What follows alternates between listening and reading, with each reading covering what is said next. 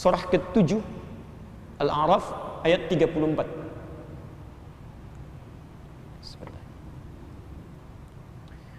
Walikulli ummatin ajal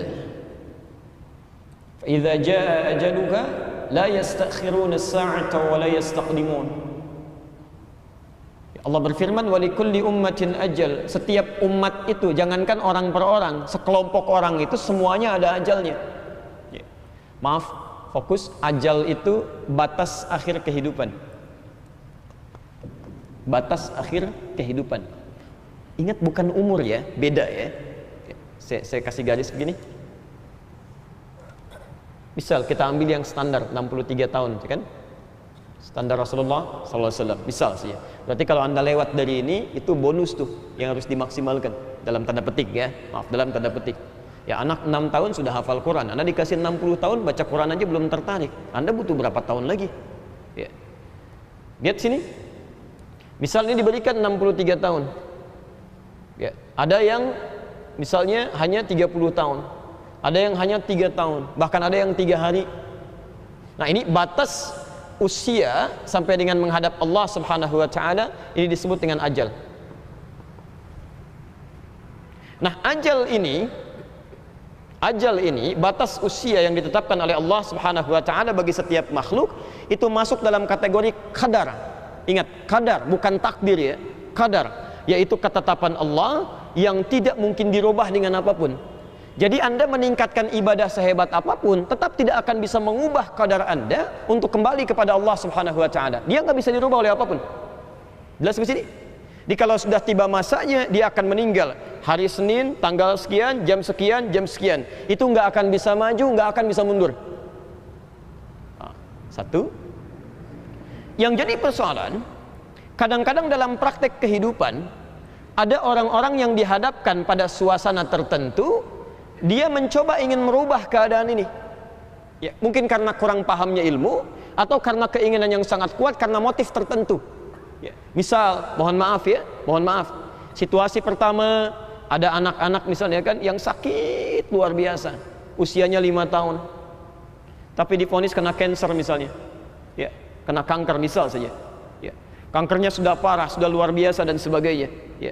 Awas, hati-hati.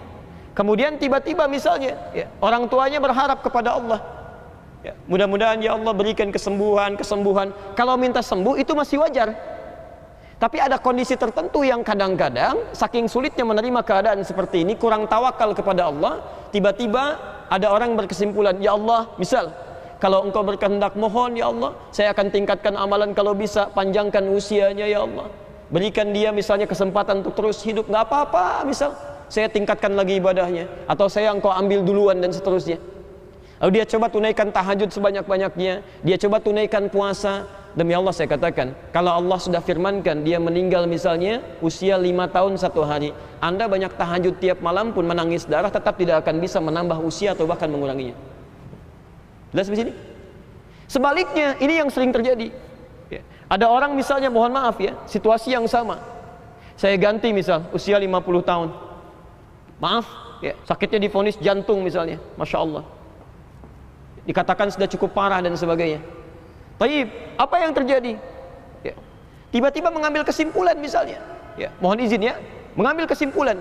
Apa yang dia lakukan? Kesimpulan pertama, dia sudah menentukan bahwa ini yang terjadi, yang terkait dengan ajal.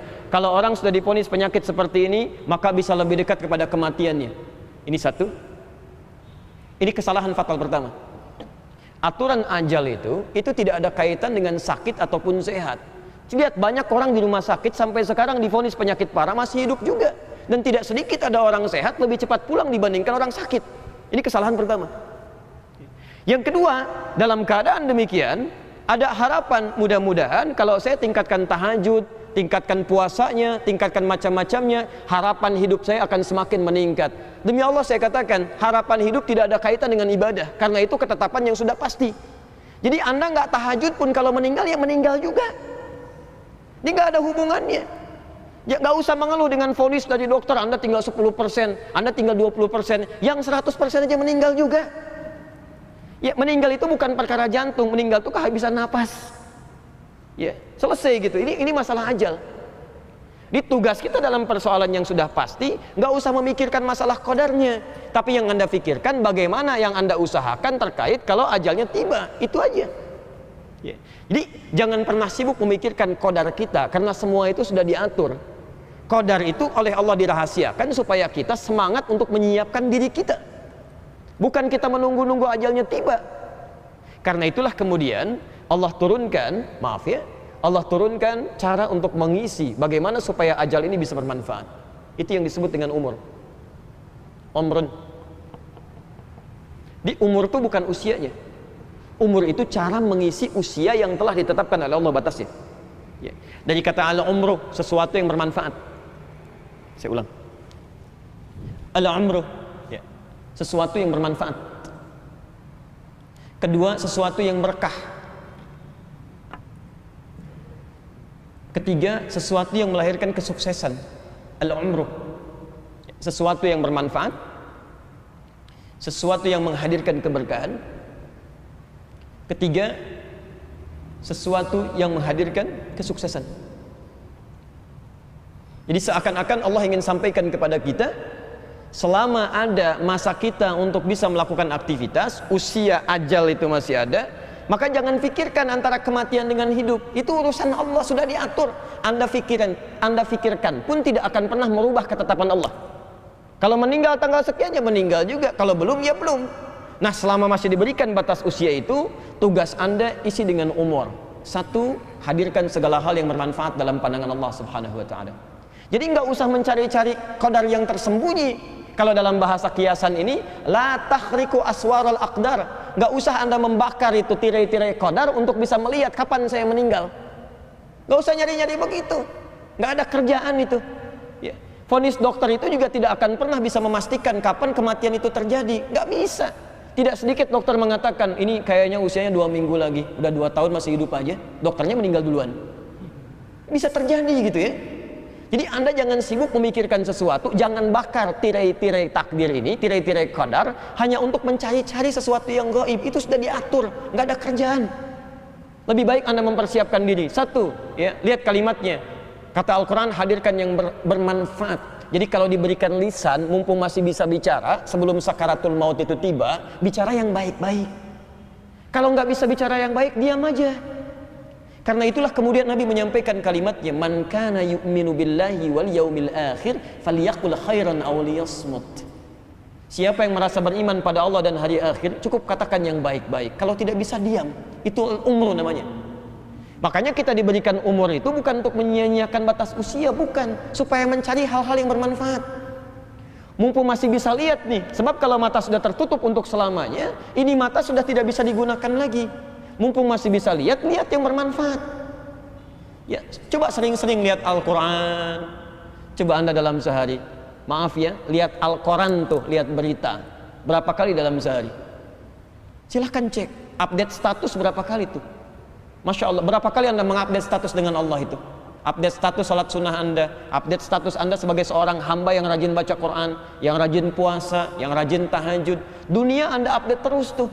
Masa urusan akhirat Anda diam kan? Di mata ini sebelum tertutup, ayo gunakan. Lihat orang-orang soleh bagaimana dia masuk ke masjid, bagaimana mereka ibadah. Gunakan yang baik-baik. Sebab kalau fungsinya sudah tidak bisa digunakan, ruginya luar biasa itu. Kan tadi saya katakan, anak 6 tahun, mata buta, namanya Mu'adz, hafal Quran. Anda dikasih 60 tahun, mata masih sehat. Ngelihat Quran aja sudah nggak bisa dalam sehari. Ada yang salah itu dalam jiwanya. Ada yang keliru gitu. Coba cek hari ini aja, sudah pernah lihat Quran belum? Ya, jangan-jangan saking sibuknya Anda semua dilihat, Quran aja nggak pernah bisa lihat. Jangankan baca, lihat aja enggak. Ini poin yang pertama. Jadi jangan sibuk memikirkan wilayah-wilayah qadar yang sudah diatur. Ya, sementara itu nggak bisa berubah, sekalipun Anda tingkatkan ibadah. Jelas ya? Anda tahajud silakan sebanyak-banyaknya, tetap tidak akan pernah merubah ajal yang telah Allah tetapkan. Anda silakan puasa sebanyak-banyaknya, tetap tidak akan pernah merubah apa yang telah Allah tetapkan. Yang sakit belum tentu datang ajalnya bila belum Allah tetapkan. Kematian tidak pernah bersanding dengan sakit dan sehat. Betapa banyak orang sehat bisa pulang duluan, bahkan orang sakit masih terkapar dalam keadaan di rumah sakitnya. Kematian tidak harus datang pada yang sepuh. Betapa banyak anak-anak kecil sudah kembali kepada Allah jika Allah berkehendak. Coba lihat di Aleppo itu. Berapa banyak anak-anak yang sudah pulang duluan. Jadi jangan pernah menyimpulkan kalau misalnya sudah sepuh saya cepat pulang duluan, atau yang muda merasakan tenang aja, waktu saya belum tiba masih lama. Kalau bapak itu sih kayaknya iya, ya sudah bau tanah. Mungkin bau tanah, Anda bau kuburan gitu, nggak nyambung gitu kan.